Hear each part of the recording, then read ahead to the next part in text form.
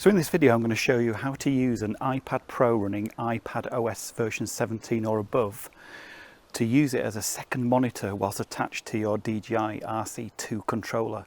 This only works with the new DJI RC2, which came with the original DJI Air 3 and also the recently released DJI Mini 4 Pro. I'm actually going to be using my Mini 4 Pro, as you can see on screen. This will also work with the DJI RC Pro controller, but this is mainly focusing on the RC2.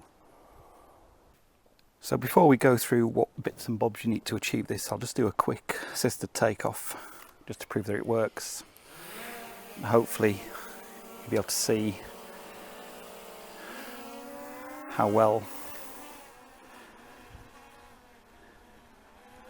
So it's going to spin round, go out of the sun. And hopefully you can see on both screens the lag is, if there is any, it's less than a millisecond. So we're getting a real-time output on the iPad Pro.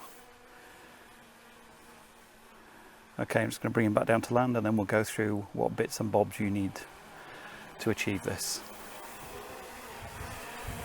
So we're back inside. I'm going to show you how I've achieved this.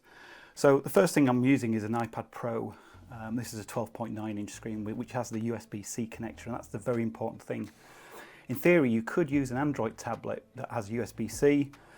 It should work in exactly the same way. It's down to the software that you need to get hold of for your device. And I'll go through what I'm doing on my iPad with this one. Regarding the cables, the first one, and I'll put links on the screen and in the description.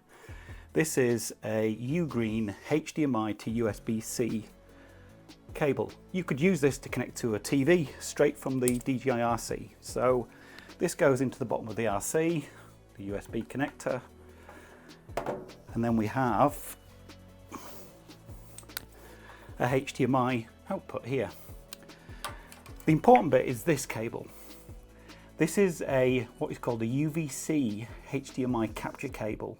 Again, this is made by Ugreen. And what this allows you to do is you get a USB-C and a USB-A connector. You can plug this into a device and it acts as a reasonably fast USB capture device. A bit like what people use for capturing gaming on Twitch and YouTube, etc. And what we do with this is we plug that into the USB port on the iPad, and then we just simply connect the two. Okay, so what I'm going to do now is I'm going to switch the controller on, and then I'm going to tell you what software I use on the iPad. It's a bit of freeware called Orion, and again I'll put links to the App Store links. It's done in this strange style of meant to look like an old VHS. And what will happen is, once you've got these connected, we should get the screen mirroring onto here just through the Orion software. And the reason that works is because it supports this UVC HDMI capture cable that I bought. And as you can see there, the drone's obviously on the table. I just pick it up, just prove that it's working. One of the things I've picked up is sometimes the order that you plug these cables in, the RC gets a little bit finicky. So what I found is I've always plugged this cable in last into the actual iPad, and it seems to work every time then.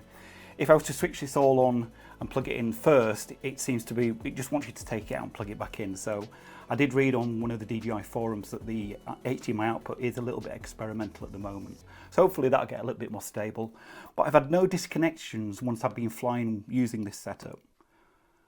I hope you found this useful, and as ever, as you'll see, this is a new channel, so any subscribers, it's free, doesn't cost you any money. I would really appreciate it, and I really hope it gives you an option to use something like a tablet, HDMI monitor, or in my case an iPad Pro as a second large monitor for when you're flying your drones.